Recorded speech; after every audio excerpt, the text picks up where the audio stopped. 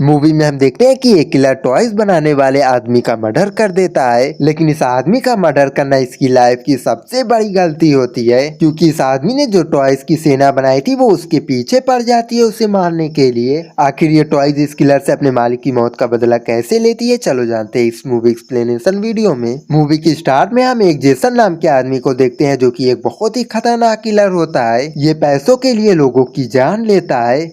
ये जिस आदमी को मारने के लिए आया होता है वो उसे दूरबीन से देखने लगता है। ये जिस आदमी को मारने के लिए आया होता है वो एक बहुत ही बड़ी टॉयज कंपनी का मालिक होता है और इसके पास बहुत ही सारा पैसा होता है। और उस आदमी के हाथ में एक टॉयज होती है जिसे वो रेडी कर रहा होता है। अब जेसन एक मास्क पहन के इस आदमी को मारने के लिए उसकी बिल्डिंग में जाने लगता है, लेकिन बिल्डिंग के बाहर कुछ गार्ड होते हैं जो कि उसे रोकने की कोशिश करने लगते हैं, पर वो एक एक करके सभी गार्ड को मारते हुए सिक्योरिटी रूम में पहुंच जाता है। वहां पे पहुंचने के बाद वो सभी कैमरे को ऑफ कर देता है। अब जेसन अपने मुंह से मास्क उतार के उस टॉयज बनाने वाली कंपनी के ओनर के पास पहुंच जाता है और उसे गोली से छलनी कर देता है। उसके मरने के बाद जेसन उस टॉयज को उठा लेता है जिसे अभी अभी उसने बनाया था।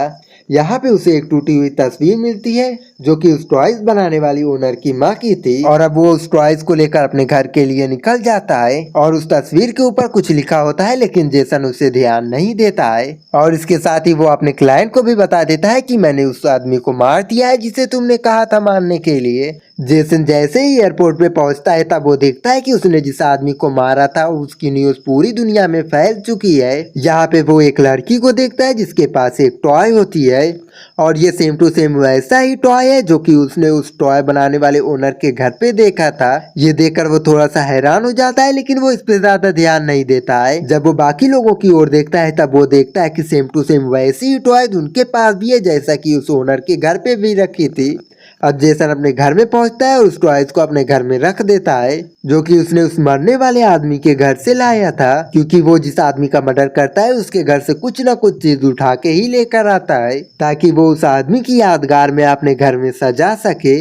अब जेसन काफी ज्यादा थक जाता है इसलिए वो अपने सोफे पे ही सो जाता है, लेकिन आधी रात को ही उसके घर की डोरबेल बजती है। जब वो कैमरे से बाहर का नजारा देखता है वहाँ पे एक लड़की खड़ी होती है एक बॉक्स लेकर, लेकिन जेसन दरवाजे को नहीं खोलता है इसलिए वो लड़की उस बॉक्स को वहीं पे रख के वहाँ से चली जाती है। अब उसके जाने के बाद जेसन उस बॉक्स को घर के अंदर लेकर आता है, लेकिन बॉक्स को खोलने से पहले वो बहुत ही ज्यादा डर रहा था क्योंकि उसे नहीं पता था कि बॉक्स के अंदर क्या है, कहीं उसमें बॉम्ब तो नहीं है। और उस बॉक्स के ऊपर एक नोट लिखा होता है और उसके ऊपर एक सिग्नेचर भी होता है, और वो सिग्नेचर सेम टू सेम वैसा ही था जैसा कि उस टॉयज बनाने वाली ओनर की माँ के फोटो के ऊपर था। जेसन उस बॉक्स को खोलते खोलते काफी ज्यादा डर रहा था, लेकिन वो जैसे तैसे करके उस बॉक्स को खोल देता है। उस बॉक्स के अंदर काफी सारे टॉय सोल्जर थे और वहाँ पे काफी सारे टैंक और जहाज भी थे। जेसन जब किचन में होता है तब उस टॉयज का बॉक्स नीचे गिर जाता है।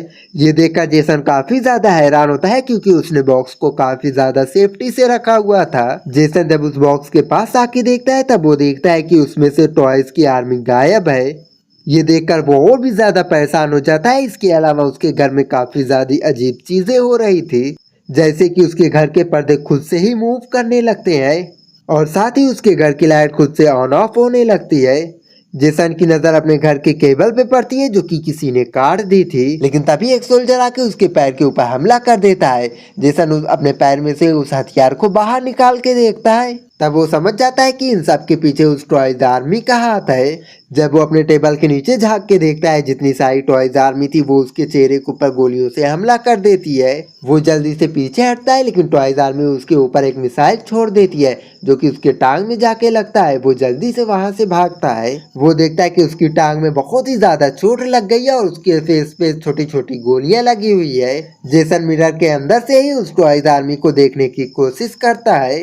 वो देखता है कि टॉयज आर्मी उसके घर में अंधेरा करने के लिए उसके घर में सभी लाइट को गोलियों से तोड़ रही थी। एक सोल्जर जेसन को मिरर में देख लेता है और वो मिरर के ऊपर हमला कर देता है जिससे मिरर टूट जाता है। अब जेसन गुस्से में मिरर लेकर बाहर आता है और उनके ऊपर हमला करने लगता है गोलियों से, लेकिन जितने सारे सोल्जर थे वो सभी लोग सोफे के अंदर छुपे हुए थे और उनके ऊपर गोलियों का कोई भी असर नहीं हो रहा था। जेसन अपने किचन में जाके एक बड़ी सी गन लेकर आता है और वो उससे उन सोल्जर के ऊपर हमला करने लगता है। जिससे वो टॉयज आर्मी एकदम से शांत हो जाती है। इसी का फायदा उठा के जेसन सोफे में से सब कुछ हटा देता है और उसे पलट देता है। वो देखता है बहुत सारे सोल्जर मारे जा चुके हैं और जो सोल्जर बचे हुए हैं वो अपने साथियों की मदद कर रहे हैं। ये सब देखकर जेसन एकदम से हैरान हो जाता है। वो सभी सोल्जर अपने साथियों को जीप में बैठा के यहाँ से भागने की कोशिश करते हैं, लेकिन जेसन उन्हें यहाँ से भागने नहीं देना चाहता था, इसलिए वो उनके ऊपर अपने पैरों से हमला करने लगता है। लेकिन सोल्जर भी कहाँ कम थे, वो भी जेसन के ऊपर हमला कर रहे थे अपने हथियारों से, लेकिन उनकी गोलियां बहुत ही ज्यादा छोटी थी, इसलिए वो जेसन के ऊपर इतना असर नहीं करती है। जेसन अपनी गन से उन सोल्जर के ऊपर हमला करने लगता है। जेसन को लगता है कि अब सभी सोल्जर मर चुके हैं, लेकिन तभी वो नोटिस करता है कि 3 हेलीकॉप्टर उसकी ओर आ रहे हैं उसके ऊपर हमला करने के लिए। अब जेसन उनसे बचने के लिए एक बार फिर से वॉशरूम में जाके छुप जाता है। वो देखता है कि टॉयज आर्मी के हमले की वजह से वो बहुत ही ज्यादा जख्मी हो चुका है। उसके हाथ और फेस के ऊपर जितने ज्यादा जख्म थे वो उन्हें साफ करने लगता है। जेसन सुबह तक वॉशरूम में ही रहने का फैसला करता है क्योंकि वो उसकी सेफ्टी के लिए बहुत ही ज्यादा जरूरी था। लेकिन तभी एक हेलीकॉप्टर जेसन के वॉशरूम में आ जाता है और वो उसके ऊपर हमला करने लगता है। लेकिन जेसन के हाथ में जो टॉवल थे वो उससे उस हेलीकॉप्टर को पकड़ लेता है और उसे मरोड़ के तोड़ने लगता है और उसे अपने टॉयलेट में डाल देता है और उसे बहाने लगता है। जेसन उन सोल्जर को बहाने की कोशिश करता है, लेकिन वो इतनी आसानी से मरने वाले नहीं थे, इसलिए वो अपने हेयर ड्राइव लेकर टॉयलेट सेट के अंदर डाल देता है, जिससे एक इलेक्ट्रिक शॉक लगता है और सभी सोल्जर मार ही जाते हैं। अब जो सोल्जर बाहर थे वो उसके अंदर एक लेटर भेजते हैं जिसमें सरेंडर लिखा होता है। ये देखकर वो एकदम से हैरान हो जाता है, लेकिन वो सरेंडर करने के मूड में नहीं था, इसलिए वो उसे रिप्लाई करके भेजता है लेटर में। जब वो बाहर देखता है तब वो देखता है कि टॉयज आर्मी उसके ऊपर हमला करने के लिए टैंक तैयार कर रही है।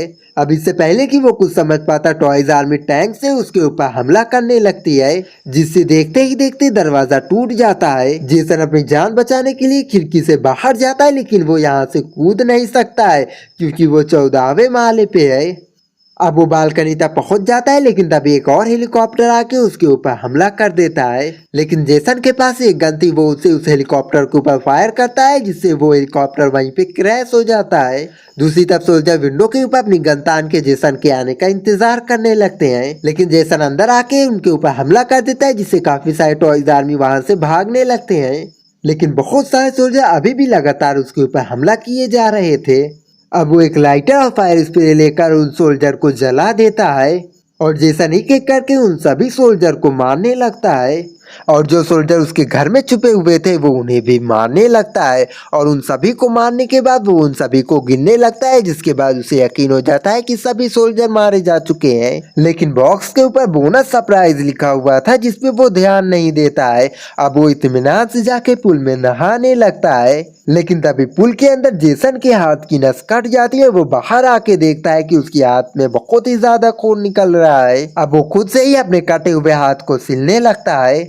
जेसन अब बहुत ही ज्यादा परेशान हो जाता है, इसलिए वो अब अपने घर को छोड़ के ही जाने लगता है। जब वो लिफ्ट से अपने घर की ओर जा रहा था, लेकिन तभी लिफ्ट में शॉर्ट सर्किट हो जाता है, जिससे लिफ्ट की लाइट चली जाती है। जेसन अपने फोन की टॉर्च ऑन करके आसपास देखने लगता है कि यहाँ पे क्या हो रहा है, लेकिन तभी उसकी नजर एक कमांडो के ऊपर जाती है, जो कि अभी भी जिंदा होता है और उसी ने इस लिफ्ट को खराब किया था। अब इससे पहले कि जेसन उसे पकड़ पाता, वो वहाँ से भाग जाता है। जेसन इस लिफ्ट की सीलिंग को ओपन करके बगल वाली लिफ्ट में चला जाता है, लेकिन ऊपर से गिरने की वजह से उसे बहुत ही ज्यादा चोट लग जाती है, जिससे वो ठीक से चल भी नहीं पाता है अब। लेकिन तभी वो कमांडो भी वहां पे आ जाता है और वो जेसन के सीने पे बैठ के उसके ऊपर चाकू से हमला करने लगता है। लेकिन उतने छोटे चाकू से जेसन को तो कोई फर्क नहीं पड़ने वाला था, इसलिए वो उस कमांडो को पकड़ के दूर फेंक देता है। जेसन उस कमांडो को पकड़ के उसके सर को लिफ्ट के बीच में रख देता है, जिससे लिफ्ट आने की वजह से उसका सर कुचल जाता है और वो मारा जाता है। कमांडो को मारने के बाद जेसन बहुत ही ज्यादा खुश होता है। वो सोचता है कि अब वो बच चुका है, लेकिन तभी वो देखता है कि उस कमांडो के शरीर में बॉम्ब रखा हुआ है, और तभी वहां पे एक जोरदार धमाका होता है, जिससे वो वहां पे मारा जाता है। मूवी की स्टार में जेसन जो टॉय अपने घर में लेकर आया था, वो उसकी मरने के बाद खुशी से डांस करने लगती है, और इसी सीन के साथ ये मूवी यहीं पे खत्म हो जाती है।